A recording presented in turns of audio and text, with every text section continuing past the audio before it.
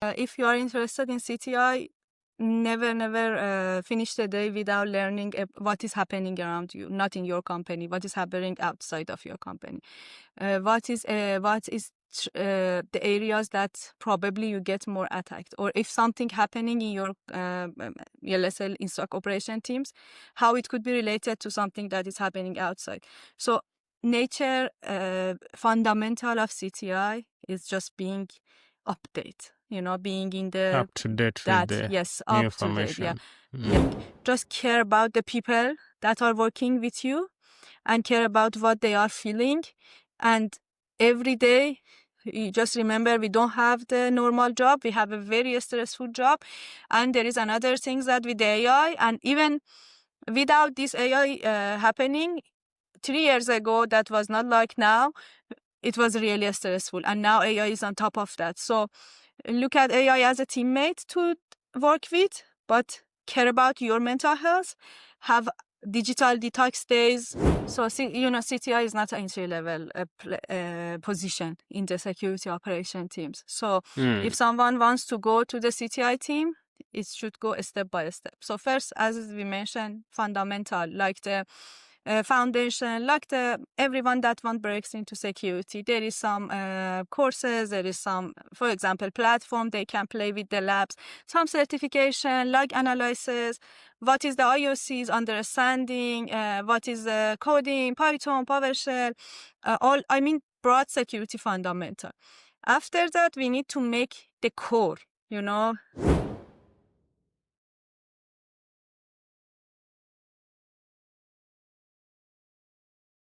Hello and welcome to the Cyber Weekly. The Cyber Weekly is a podcast which we talk about cybersecurity. Today we are joined by Mina Movahedi. Mina, welcome to the show. Thank you. Hello to you and everyone that is listening to your podcast, and thank you for having me. You're welcome. So, if someone met you for the first time, who is Mina? I am Mina Movahedi, as you said. I'm working in the security. I came to Canada around 5-ish years ago. I have a technical background around more than 10 years back home, and then I came here as a student. I studied wireless networking, and then I did cybersecurity school. Then around 2020, I graduated. After 3-4 months, I joined Bell Canada as a security operation analyst, SOC analyst or SecOps team. And now April will be 5 years that I'm part of Bell Canada. Wow, wonderful. Thank you. That's a long journey. 5 Yeah. years in the SOC, it's amazing. Me, I'm only making 2 years. I'm almost shy. And now, Congratulations. thank you. Why is cybersecurity? Why did you do cybersecurity? Cybersecurity, let's say, to me, anything that I can help the people, it matters to me. I think that everyone has a life and journey. So for me, security is a way that I can help the people based on I know, I studied, and the nature of the cybersecurity is about protecting the people from bad guys, adversaries. To me, security is really, really important because I care about the people, I care about the human, and also we can have that in our life, that as a community. So security to me is a way that I can show how I care about the people or anyone that is in our team, our company, customers. I love the nature of security. We help the people to be secure in the digital world. That's why I chose security over the network and over the other parts of the IT. But I respect all of those because we are all together. I wanted to know now what's the difference because Bell is a telecommunication company. What do you see is different in telcos when it comes to cybersecurity compared to other industries? Bell is the largest telecommunication company in Canada, as you said, and telecommunication, they have a close relation with the customers.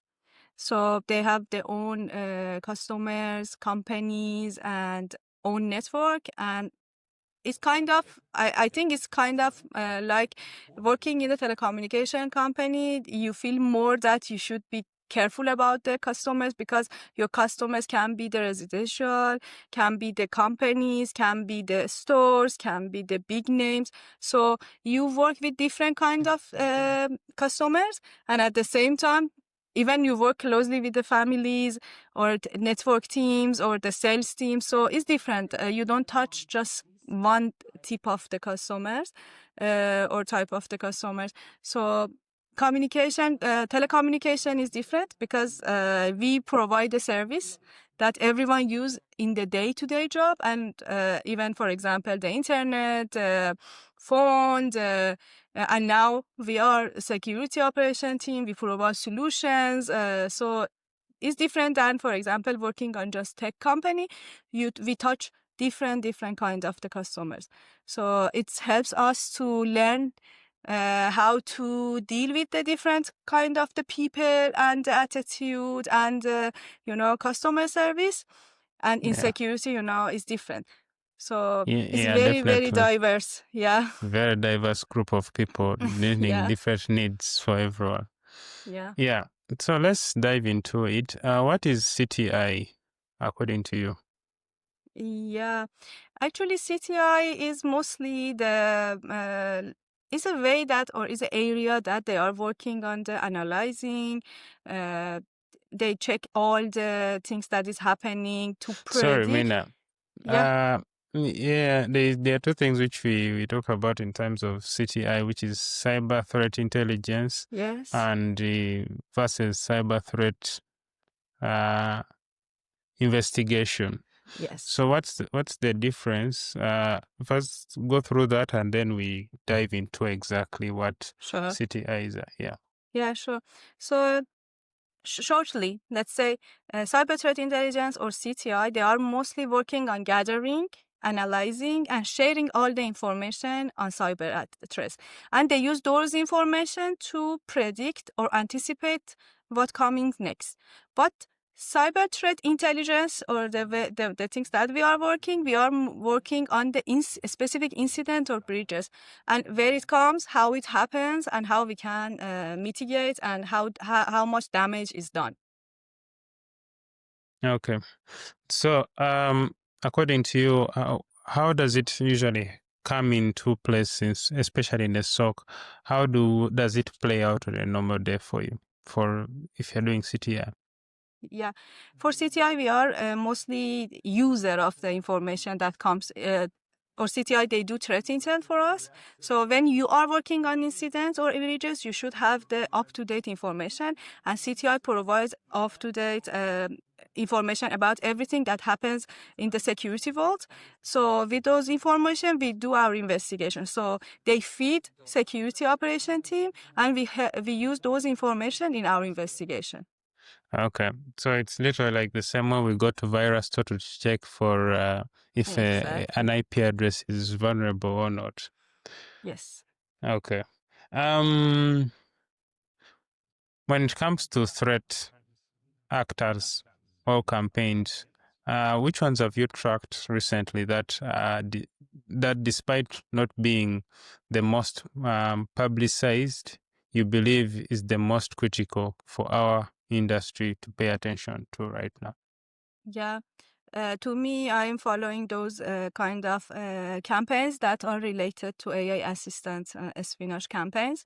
And there is a reason that this year, late, let's say 2025, there is a lot of research related to some nation-state campaign that they jailbreak AI system, and they were able to bypass a lot of authentication.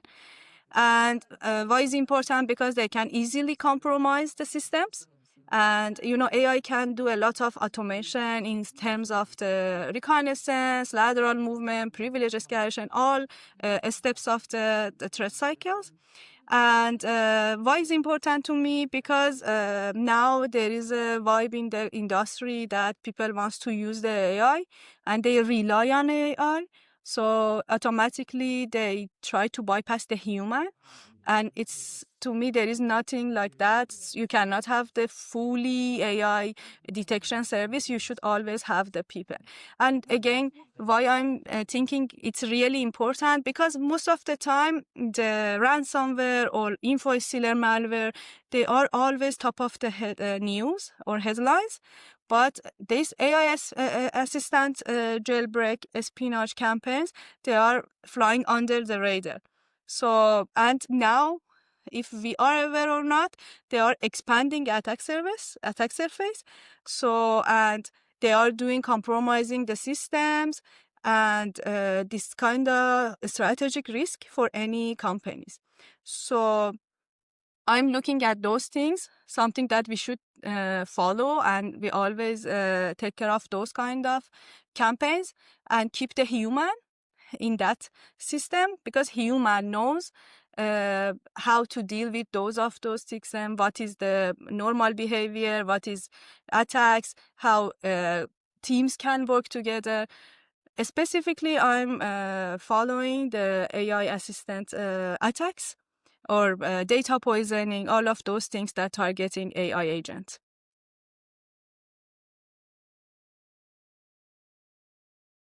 So, if I'm to get you well, is that most of the AI assistants are being used and then manipulated to actually perform attacks. And this is the main way people actually, these nation state actors are actually using this to actually Yes. perform attacks nowadays. Actually, not too long ago, I was reading an article which was about that same issue. And now it's being used to even rewrite code so that it can easily bypass antivirus detections. Have you seen such scenarios actually play out? Yeah.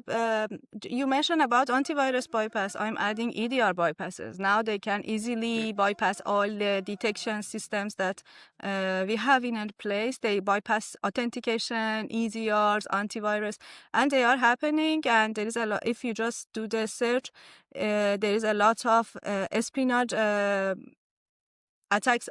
Not I can mention some examples, but it's just on the, in the call it terrace intel feeds, or you can just search. But it's a kind of red flag for the companies to me, because our detection service systems, all the solutions, they are not mature enough to be able to follow and detect and protect and do all of those things.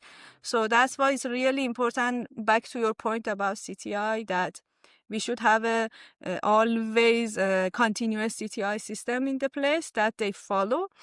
And those scenarios happening every day, because there is no stop time for AI, and AI is helping us. But we should know that AI is not just assistant for our job. It can be even attacking our systems. So there is a concept, probably you heard about, AI against AI. So they attacking themselves. So I always said, for those scenarios, we are not that much mature, or our system are not really developed to be able to protect against those kind of the attacks. Now, in a world where AI powered threats are a commonplace, what is the one human skill or capability in CTI that you believe will become more valuable? Let's say in the age of AI, human role is much, much different than before. So before we had a lot of areas that we can have a decision or we can change. But now, on top of all of those lists, I can mention the contextual judgment. And I have some reasons behind what I'm saying. So first of all, AI can develop a lot of indicator IOCs, as you mentioned, for example, for virus total. We can have a different IOCs, IP, domain, hash, different. So, but still, they are developing all of those things. But this is always the human that should have those understanding about signal versus noise. So AI can overload the SOC operation, analyst everyone with a lot of different attacks, detection, everything. But this is always the human that knows based on the judgment that are already mentioned. So based on that, knows which is the real attack and which is something that is we call false positive. So this is something always human in the loop, or they call it HITL, can help us. And human have the critical thinking.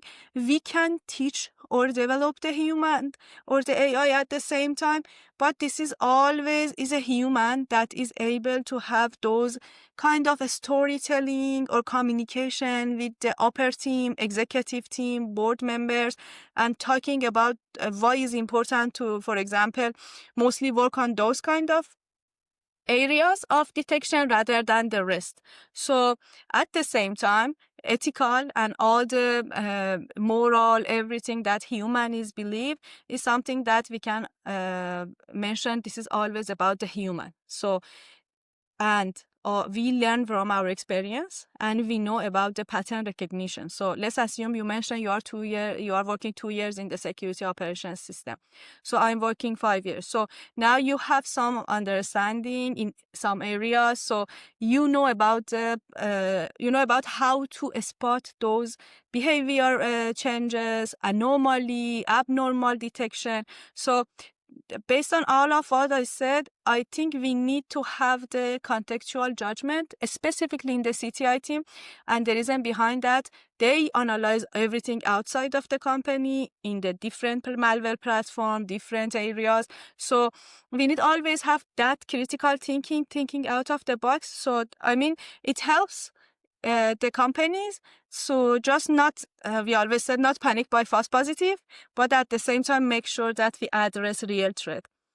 To me, human judgment, critical thinking of the human is something that we should always working in when we are in the now or the age of AI transformation.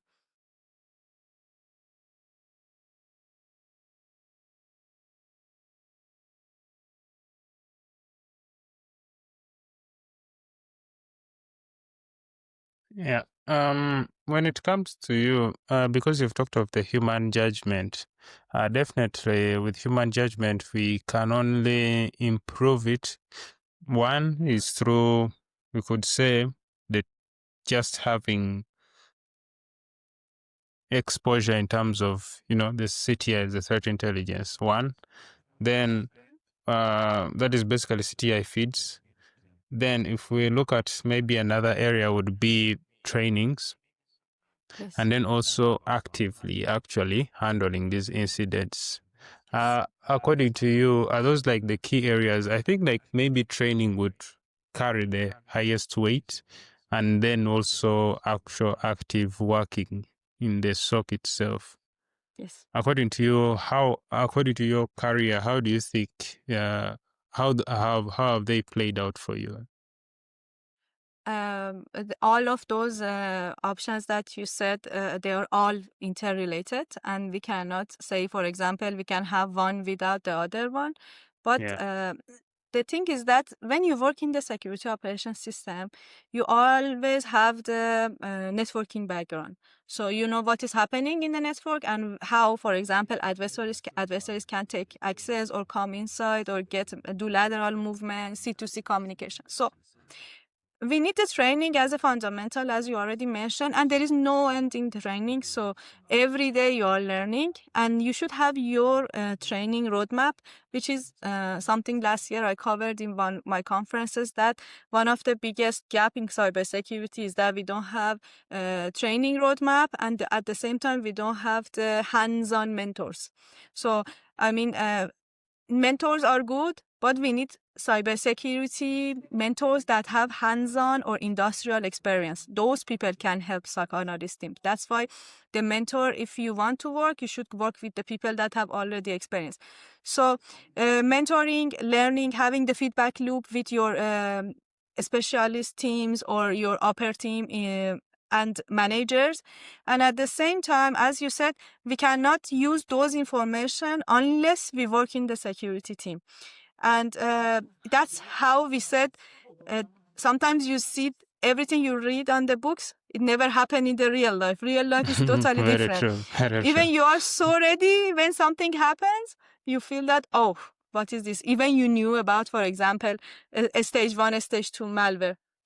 So as a conclusion, we can say the training, of course, is really important. Having the feedback loop, having the kind of mentoring system or a session with the team, and provide those feedback if, for example, we are in the manager teams, or at the same time having the experience. And the let's say good part about working in the SOC is that there is no same 9 to 5 days, and every day you play or you touch different kind of attacks or detections.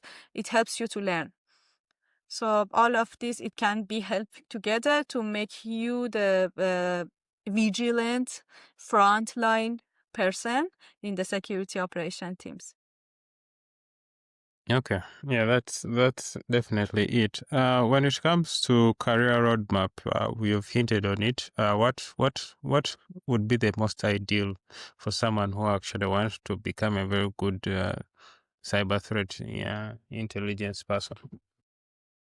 So, CTI is not an entry-level position in the security operation teams. So, if someone wants to go to the CTI team, it should go step by step. So first, as we mentioned, fundamental, like the foundation, like everyone that breaks into security. There is some courses, there is some, for example, platform they can play with the labs, some certification, like analysis, what is the IOC's understanding, what is the coding, Python, PowerShell, broad security fundamental. After that, we need to make the core, the CTI core skills. Of course, knowing about the frameworks. Can be MITRE ATT&CK, can be diamond model, knowing about kill chain, cyber kill chain, what is happening. And then they should be familiar with threat hunting. So how to use all of those tools and how to learn, for example, understand the concept, what is happening in the environment, and working OSINTs with the OSINT tools, how to use them to collect and analyze the information. After that, malware analysis, which is really, really key area for someone that is wants to work in the CTI, and understanding about different kinds of attack, for example, threat actors, nationwide, hacktivists, all of those things.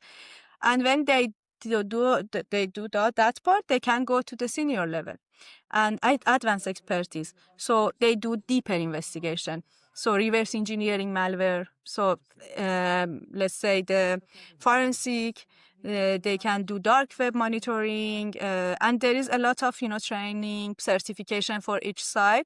But they should be able to manage how to work with the information they collect as a CTI team. So, and because CTI team is working closely, they with all the teams, they should know how to work with the law enforcement and also intelligence agencies, because they are collaborating with different teams in the company and outside of the company.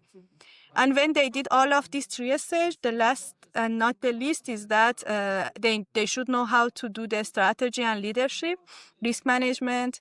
We're working with those tools, those frameworks, and they should be able to have a good communication or a storytelling, as I already mentioned, with executive team. And nature of the CTI is how to predict or forecast or anticipate. So they should be able at the experts level to predict about the geopolitical activities, nation state, or understanding the technological or geopolitical trends. And all of these 4 stages, there is always learning, continuous learning development. So about everything happening, all the researches, articles, there is different CTI community they should join and have those communication with peers, like-minded people, and knowing about psychology of the attackers or adversaries. So being in the CTI team needed a lot of background, but it's really, really valuable experience because you can have all of those things. And it's mostly about how a person is passionate about learning. So if it's eager to learn, I think it's a really good area to explore. Okay, that's interesting. Now, if someone is listening to this and is like, Mina, you have given me a lot of things to think about. Sure. If I am to begin, where do I start from? If you are interested in CTI, never finish the day without learning what is happening around you, not in your company, what is happening outside of your company. What is the areas that probably you get more attacked, or if something happening in your let's say in stock operation teams, how it could be related to something that is happening outside. So nature fundamental of CTI is just being update, being in the Up to date with the yes, new up to date. information. Yeah. So if you want to start, for example, you should be able to relate the information or the logs that you are working in your investigation with what's happening. So how it's working, you should have your resources. For example, there is different magazines, there is different platform, there is a Discord channels. So they put it every day, and it's a big continuous work to do. But you should do it every day. And you will see after, for example, some time, you will feel that, okay, I understand what is happening. So those understanding is the start point to be a good CTI player. That's why I always said you cannot see the people that hire the CTI, for example. I never see from internship. Because CTI people are mostly the experienced people, and they should have the perspective and mindset. So there is a mindset shift that CTI people have, and I saw in the experience as well, same scenarios. That's interesting. Now, in terms of still someone's growth, definitely there are a lot of achievements you've achieved, but could you tell people a bit of what currently you as a lady who is in cybersecurity, one of those things which would be a milestone that someone looking towards becoming someone like you in the industry, what are those things that you do on a daily basis, and what are those achievements that you've received? Sure. Being a lady, being a woman in cybersecurity, I can expand being in the IT technology. This is not an easy job to do. First, you should accept that, because this kind of areas, they used to be filled by the men. So understanding, but I always invite them to do, because we are doing the same. For me, I didn't just think about I'm working in the security team. So I did my, let's say, researches. I do my presentation, conferences, and working with the intersection of the AI and the cybersecurity. At the same time, I'm doing the mental health activities for the human in the system. So if I want to give advice to someone that, for example, what I did in 5 years in Canada, I can say that I never stopped, first of all. I never look at my title and feel that, okay, here is not my area. So I just said, okay, I'm working in security operations system. Why not do the networking with the senior people? Why not to talk to the CISO team, directors, because they start from my place. So be open to do networking. We have a very helpful, supportive community in cybersecurity, and they know that you like to learn. You just show them that how you like, and let the people to learn about you. Show your passion, and they will understand and help you. I know it's not easy as a woman or lady in security, but is possible. like what we are doing. And I really hopeful we have more, because I was looking in the conference last week, and I just said out of 23 speakers, there were just 3 ladies. And I was kind of saying, okay, it's really low percent. And there is another thing about public speaking, that not an easy thing. So everyone cannot or not interested, or not easy for them to do the public speaking. But I promise, the hardest step is always the first step. So if you take that one, the rest would be easier. So just show the people that you like to learn, you like to make improvement, and the people start to learn about you and they know you.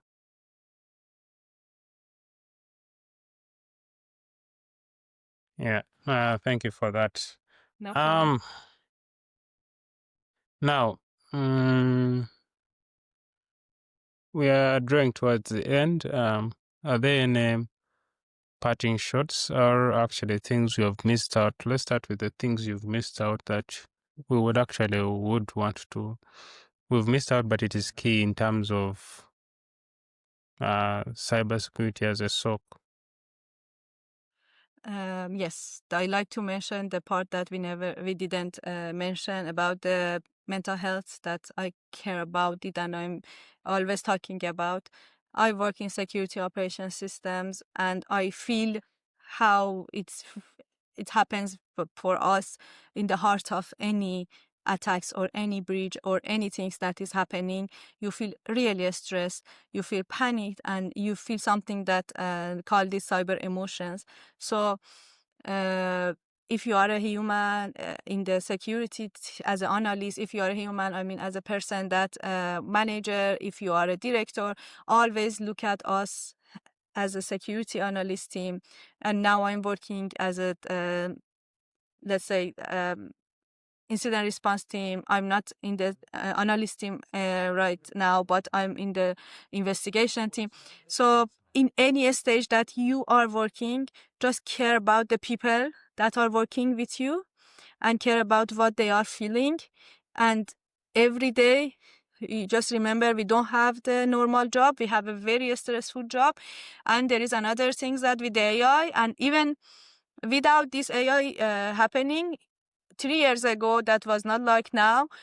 It was really stressful. And now AI is on top of that. So look at AI as a teammate to work with, but care about your mental health.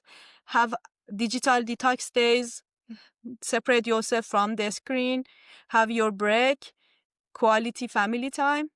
We are human. We just work in security. We are not robots. So if you are manager, don't look at the people that they should always be vigilant, because now with the AI, so I always said AI doesn't have sick day, doesn't have kids or child. So working 24 hours and learning 24 hours, that's another thing. So that's why we as a human should take care of ourselves and take care of our team members. I really wanted to highlight this part. What about alert fatigue? For what? Sorry. Alert fatigue. Alert fatigue. Tell me about that, alert fatigue. That's again another part that I said about human contextual judgment in CTI team. Alert fatigue, it's kind of, let's say, concept that is psychological, and it can overload your cognitive system. And at the same time, analysts are overloaded with alert fatigue because it happens a lot. And with the system, we are trying to tune the false positive, but it's very common Tricky. in security Yeah. team, and tricky, because you cannot, there is no one solution for all the tickets. So you should do your investigation. And one day you open your eyes and said, oh my God, I'm so tired and I wish that this one was false positive, but I cannot take a risk.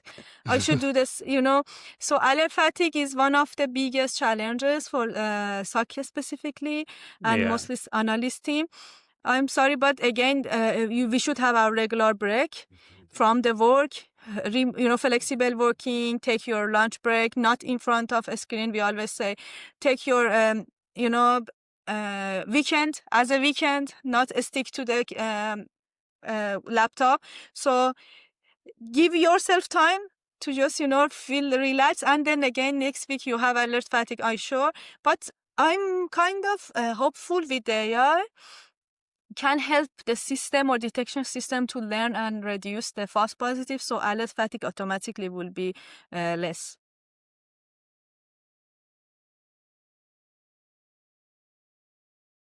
Yeah, definitely. Yeah, it does help a lot because it can be It's very alarming hard, yeah. sometimes. Yeah, I know. That's why Uh, I'm so proud that I started with from analyst time, because I feel everything, and that's why when someone said that, I said, okay, I have some ideas, but first of all, you should know that I understand what you say. I experienced. It's different that I read it in the book, so it's happening, and it's not easy. yeah, Knowing that feels better, knowing that is not easy. I think it feels better for us that how to deal. And again, managers should know about that. So when you are a yeah, stock they should. manager, yeah, they should, and they think, okay, this person had a lot of job today, so maybe I can, if I have a new task, I can ask tomorrow. So don't overload. So it's not the same team, security operation. They are not like all the teams. So we should take care differently of the team members based on the alert fatigue, based on the stress, and based on continuous learning that is now Yeah, happening. And we should give the people time to learn. true. Yeah, definitely with continuous learning. Remember, AI is evolving, so we need to keep on our toes each and every day to see how we can keep up somehow. Exactly. Um, um, Thank you, Mina. No. I've definitely picked a lot when it comes to threat intelligence and understanding how it works. And by the way, the threat feeds. Where can someone start from in terms of the different threat intelligence feeds they can plug into, which you can recommend? Let's say I can explain out what I'm doing, so maybe it can help. So Okay. myself, I am a big fan of podcasts. So I Okay. have different kind of podcasts, cyber review weekly, or kind of, for example, leadership cybersecurity podcast. Sans has a podcast, and there is another one, cybersecurity podcast, for another company. They do roundtables. So I listen to those ones when I'm doing something. And also I have a Discord channel that I review. I know, as I said, it's a big job to do it every day, but at least, I have some online magazine subscription that comes to my email. So sometimes I just go over the news, and LinkedIn, of course, LinkedIn, that I have some subscription in. So this is how I just interacted with something happening. For example, of course, there is What something about X? happens. X is I use X Mhm. too. So there is something about X, as you said, is a bit tricky. Yeah. So, and it's very update sometimes. So sometimes I feel everything comes first to the X and then goes everywhere. So Yeah. you cannot decline. But at the same time, X is good. It's all about your preference, which you can do. For example, not just today, for next 1 week, for 1 month, for 1 year. For example, podcast, you can have everything happen in 1 week in half an hour. So it Yeah. helps you. True. Yeah, Yeah. it's all about your preference. If you are a big fan of the X, of course you can use that, but just be involved, just be aware what's happening. It's really help you. And if you are interested, or anyone is interested to joining CTI, never hesitate to go and talk to them. Okay, and ask them what they do, where did they start, because every company is different, and what they do. For example, is there any specific certification they suggest? For example, now is the December, what's planned for 2026? For example, I want to work to join this CTI team. Go and talk to them, sit with them, have a coffee chat, and ask them, okay, where did you start? What certification you work on that one? And try to do networking. And next time, if there is any opening, they remember you already told them about that one. So let the people knows about your interest. No one can read your minds. It's really important. Very true. Yeah. Very true. Um, There's something I actually wanted to hint on about that. Yes, for SANS, they have SANS Internet Storm Center podcast. That's Yes. the one for SANS, and it is Yeah. a daily one. Then there is the Cyber Daily. Yeah, I can tell Yeah. you if you want some. I have a list of the podcasts. I don't know if I'm advertising or not, but I'm just telling It's you okay. that. Let me tell you, It's for okay. example, what I have for the CISO series. I'm listening CISO series podcast. The Mm, other one is the cybersecurity headlines, Darknet mm, Diaries, that's a good one. Cyberwire Daily. The Cyberwire. And yeah, Cyberwire is good. So there was another one for the SANS that I was listening yesterday. SANS Leadership podcast that I'm listening. So, and there is Cyber Leaders. Yeah, the name is Cyber Leaders, a SANS podcast. Mm, So, and the good thing about when you have multiple podcasts, sometimes you just listen and you feel that, okay, maybe now I'm not in a mood to listen to the SANS one, so I move to another one, because it helps mm. you to stay in the track. When you stick in just one podcast, you start to, like alert fatigue, now we have podcast fatigue. So There's I so just, many. yeah, so many. And So for example, yeah, funny sure. enough, some of them can be very long, like 2 hours, and you're like, Yes, good lord. I can't. So when I'm looking, when I want to do subscription, because I look at that, because it's not easy, and we Mm, don't have time. mm, We should work 8 hours in a stressful job, and then we mm, have to sleep 8 hours. Let's say ideally, and then we mm. have 8 hours for do everything in our life. So Yeah. that's why I always listen to podcasts when I'm doing something else, when I'm cooking, when Ah, I'm cleaning. I don't have, okay. or driving. Driving is a good Mm, time. And the other thing is that maybe you don't really like to listen about those things because it's not a positive thing, you know. It's mm. about all the attacks, adversaries, breaches, everything. So it's normal. One day you don't feel that, okay, I don't want to listen, for example, what's happened today. Okay, today I want to have more peace. Okay, you can go, just go and learn something about Yeah, in true. the YouTube. I'm just saying, know your preferences and act based on that, and it helps you to stay in the track for longer time. But don't push yourself in something that you don't like, because you do it tomorrow, you do it the day after, and you will leave it. So that's Yeah, not true. the approach that we are looking for. Yeah, true. Um, Thank you, Mina. No You've problem. definitely shared a lot of wisdom with us.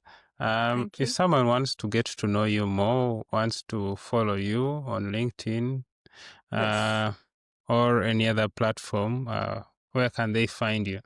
And Yeah, there's I also another think thing let's is done. you actually working on something of recently, which I saw for an award, which I'm sure by the time we're filming this episode comes out, it will be done. But could you talk to us about that award program?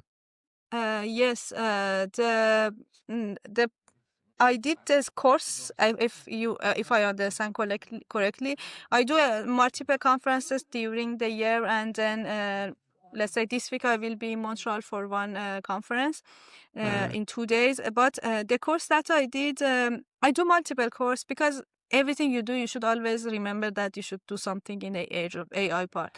Yesterday I did AI LLM course. It was interesting. This weekend I was reading a book that I shared on my page on LinkedIn, and it was really appreciated that the author came and shared a free copy. That's why it's really amazing now in the LinkedIn. That's why I said we have a supportive system. But in general, this year, from September, I did a management essential course from Rogers TMU. That it was really interesting. It's almost over, and I just, the course is over. Just multiple session left. But in overall, I don't just think about one resources. It helps me to do more. Sometimes, as you said, I open a video and I said, okay, this training is 24 hours. So uh, I I just think think that, okay, it needs time. I want 1 hour, so I will go and find 1 hour training. It's all about, what you like to do most.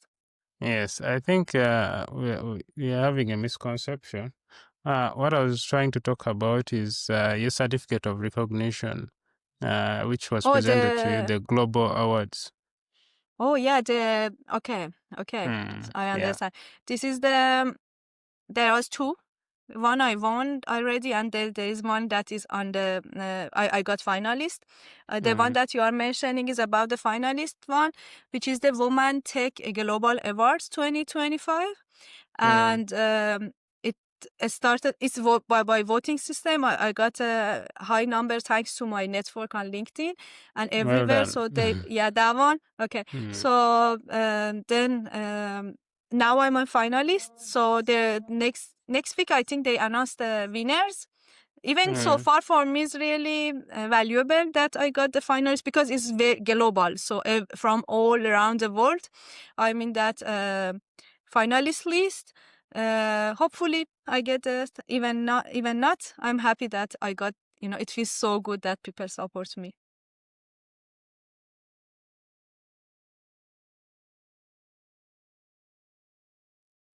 That is good. Well done. Thank you. Now, what are your parting shots?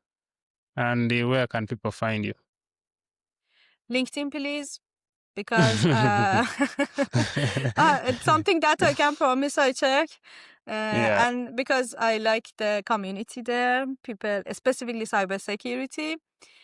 Yeah, mostly LinkedIn, and in LinkedIn, just shoot me a DM or any messages, or I try to share everything that it helps the community to do my part, and I get a lot of helps from the people. So I try to answer most of the messages. So far, even today I check I don't have unread message. So I try do my best, but I think the best platform for me is LinkedIn. Okay. Thank you, Mina. And My pleasure. yes, thank you, everyone. See you all in the next episode. Thank you. Have a good day. Yeah. Okay.